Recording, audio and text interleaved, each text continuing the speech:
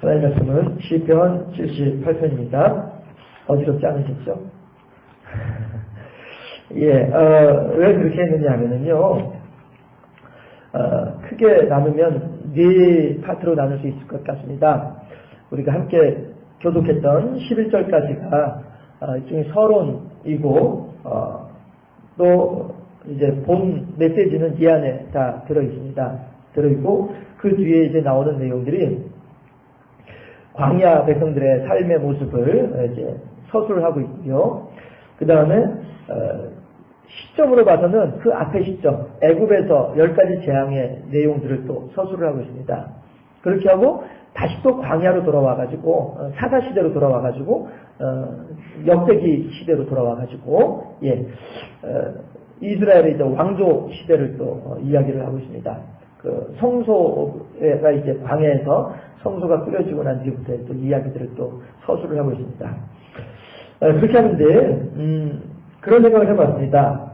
왜 하나님께서 시점으로 봤을 때 애굽에서 출발해가지고 광야에서 그러니까 광야의 이야기들을 하나님께서 하시다가 다시 또 애굽의 이야기를 하시다가 다시 또 광야로 와가지고 광야 그 다음의 이야기들을 또 하시고 하는 그 이유가 뭘까? 그냥 쭉 애굽, 광야, 사사 이렇게 말씀하셔도 될 텐데 어째서 여기서 시작했다가 돌아갔다가 다시 또 건너뛰시는가? 이 이유를 한번 생각을 해봤거든요. 어른들 우리가 이제 저도 이제 어느 분의 이제 자식이지만 그런 생각이 문득 들더라고요. 우선 이걸 먼저 말씀드리죠. 제가 이제 그 설교를 할 때 이렇게 회중들을 보면 지금 내가 하는 이 내용이 잘 전달되고 있구나 라고 느끼는 때가 있고요. 또 이제 이거 전혀 전달이 안 되고 있다라고 하는 것을 느낄 때가 있습니다. 어저께 저녁에 집에 들어가니까 우리 큰애가 아빠 오후 설교 이상했어요. 이러더라고요. 그래 맞다. 나도 안 그래도 참 내가 많이 설교 준비하면서도 이 내용이 제대로 전달이 될까 걱정을 하고 했는데 나도 참 힘들었다. 이런 얘기도 이제 하고 했는데요. 그렇게 할 때에 이제 그 설교자로서는 이제 뭐라고 할까요? 더 이제 그 한마디 더 하고 싶고 또 한마디 더 하고 싶고 하는 그런 마음들이 있더라 하는 것입니다. 그래서 저는 처음에는 이 본문을 묵상을 할 때 처음에는 하나님께서도 어쩌면 그러한 마음 때문에 광야에서 다시 애굽으로 가셨다가 한 번 더 이제 말씀하고 싶은 거죠. 이게 안 먹혀드니까 광야의 이야기들을 가지고 하나님의 행하신 기이한 일들을 전하려고 하는데 듣는 사람들이 제대로 안 듣는단 말이죠. 제대로 안 들으니까 이게 전달이 안 되니까 또다시 애굽의 이야기들을 또 끄집어내가지고 보충 설명을 하고 그 다음에 이제 사사 이후의 시대를 또 이제 사람들에게 이야기하는 설교자 입장에서 보자면 설교하는 그런 마음으로 제가 받아들여지면서 하나님께서 지금 이렇게 우리들에게 강조하고 계시는구나. 하나님께서 지금 우리들에게 이렇게 반드시 이 내용에 대해서 알고 있고 기억하고 있기를 바라고 11절까지 말씀을 따라서 이 내용들이 사람들에게 전달되기를 바라는구나. 우리들을 통하여 우리의 후대에게 증거되고 나타나시는 초막절이 그런 의미를 가지고 있지 않습니까? 이스라엘 백성들이 수장절을 다 거치고 난 뒤에 농사를 다 끝내고 난 뒤에 남자들만 아버지와 아들들이 광야로 나가가지고 광야에서 이제 초막을 짓고서 거기서 일주일 동안 지내게 돼 있단 말씀이에요. 그러면 하나님께서 초막절의 규례를 말씀하실 때에 뭐라고 하시냐면 너희들이 너희의 아들들을 데리고 광야에 나아가서 초막을 짓고 일주일 동안 생활을 할 때에 너희 아들들이 너에게 아버지 저 성 안에 들어가면 우리 집이 벽돌로 지은 편안하고 안락한 집이 있는데 우리가 어찌하여서 이 광야에 나와서 이 광야에서 물도 없고 햇볕이 뜨겁고 하는 이런 곳에서 먹을 것도 제대로 없는 곳에서 우리가 이렇게 고생을 하면서 지내야 됩니까? 너희 아들들이 너에게 질문을 하면 하나님께서 하신 말씀이에요. 너희 아들들이 이렇게 너에게 질문을 하면 그때에 너는 너희 아들들에게 분명히 이야기해 주어라. 너희 조상들이 하나님께서 강한 손과 편팔로 애굽에서 구원해 내사 광야에서 40년 동안 지낼 때에 그들이 과연 농사를 지은 것도 아니고 그들이 사냥을 잘하는 것도 아니고 더군다나 그들이 산적 때처럼 다른 부족들의 것을 가서 훔쳐오는 것도 아니고 그저 하나님께서 하늘에서 만나를 내려주시고 무리와 반석에서 물을 내어주시고 구름기둥과 불기둥으로 지켜주시고 인도해주시고 그렇게 너희 조상들이 40년 동안 하나님의 강한 손과 편팔의 은혜 가운데에서 지냈다라고 하는 사실을 너도 기억을 하고 너의 자식도 기억하도록 하기 위해서 내가 너희들로 하여금 소막에서 지내도록 한 것이니까 너희 아들들이 너희에게 이 이유를 물어보게 되면 그 사실을 분명히 이야기해 주어라. 그렇게 하면 너희 자식들도 너로부터 들은 말을 그들의 자식들에게도 또 이야기해 줄 것이다. 이렇게 말씀하시거든요. 이게 뭐냐면 신앙의 계대입니다. 내가 가지고 있는 하나님을 향한 신앙을 내 자식에게 물려주고 초막절의 기간을 통해서요. 또 그 자식들은 자라나서 아버지가 되면 또 그의 아들들에게 또 이야기해 주는 거죠. 그래서 신앙의 계대를 신앙의 계승을 이루도록 하는 것이 하나님의 뜻이었더라 하는 것입니다. 그러면 마찬가지로 이것이 이제 1절부터 11절까지 있는 내용을 이제 요약을 하면 이제 그 내용이란 말씀이에요. 너희들이 하나님의 행하신 기이한 일들을 반드시 알았으면 좋겠다라고 하는 것이 11절까지의 내용이고 하나님께 행하신 일이 무엇이냐 하면 이 일이야라고 이제 말을 하고 있는 것이 광야 40년의 기간이란 말이죠.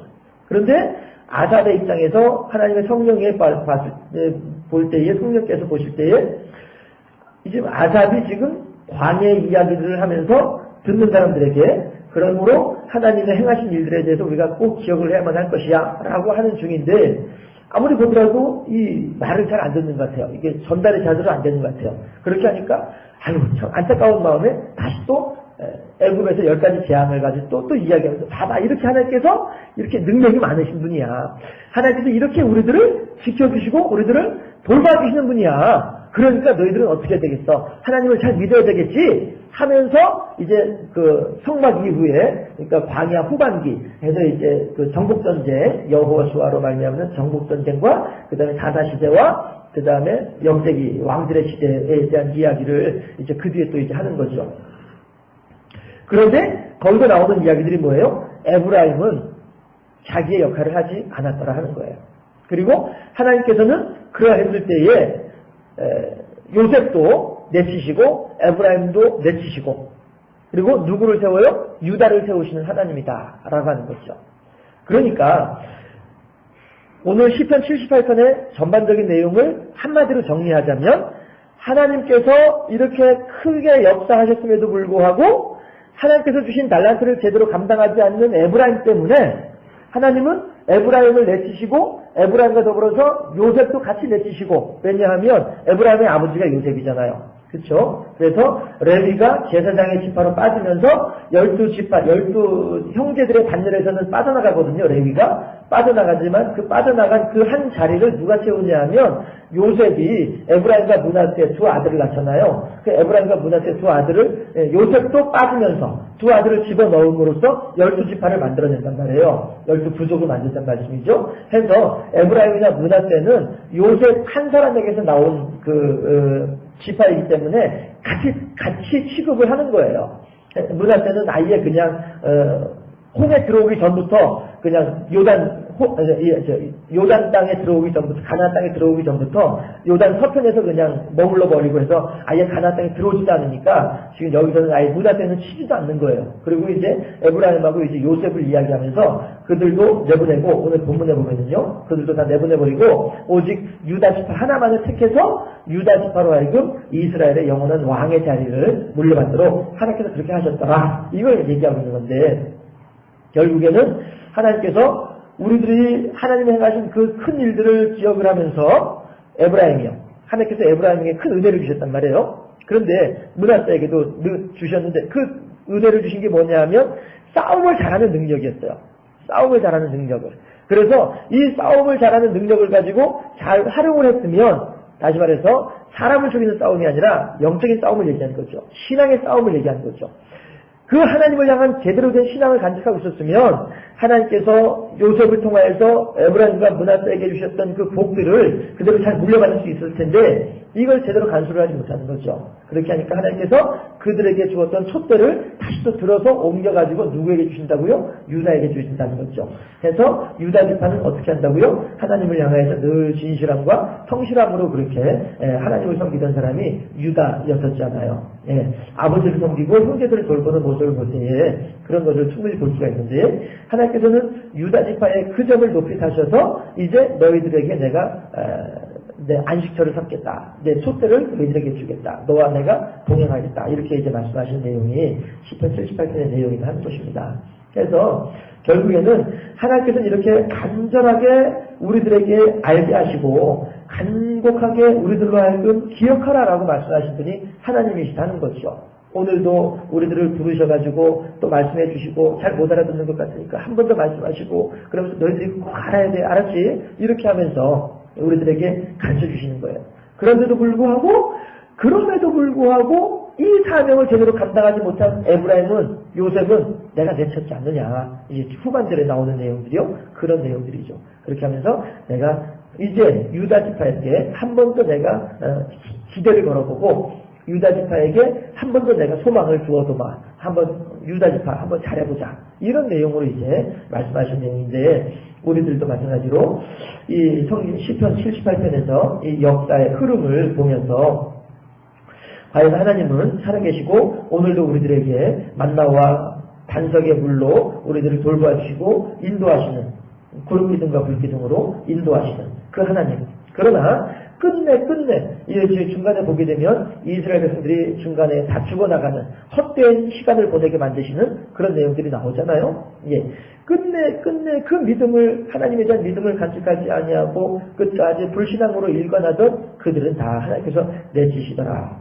이것은 우리들에게 경고의 말씀이죠. 경고의 말씀이고 우리들로 하여금 제발 그러니까 너희들은 그렇게 하지 말아라 라고 하시는 하나님의 간절함이기도 하죠. 아이들을 혼을 낼 때에도 몽둥이를 들고서 맞을 거야, 그렇게 하면 혼날 거야 라고 말하는 그 부모의 마음이 그대로 하나님의 마음이더라 하는 거예요. 맞을 거야, 혼날 거야 하는 거는 때리고 싶지 않다는 뜻이죠.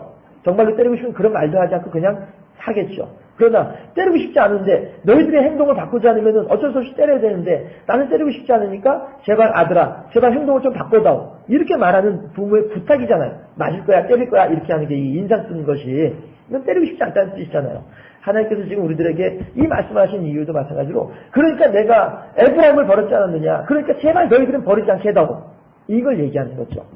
해서 하나님의 그 간절한 마음을 우리들이 헤아리고 그 마음을 우리가 살피면서 알았어요 하나님. 저는 이스라엘 백성들 같지 않게 저는 에브라임 같지 않게 하나님께서 제게 주신 달란트를 저는 유다같이 하나님을 향해서 잘 활용하면서 하나님을 사랑하고 하나님께 헌신하고 하나님을 영광 돌려드리고 하나님의 베풀으신 은혜에 감사하는 그런 삶을 살겠습니다.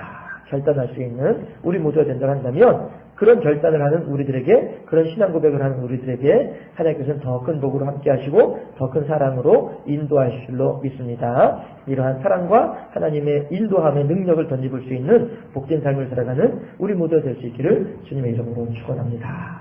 기도하겠습니다.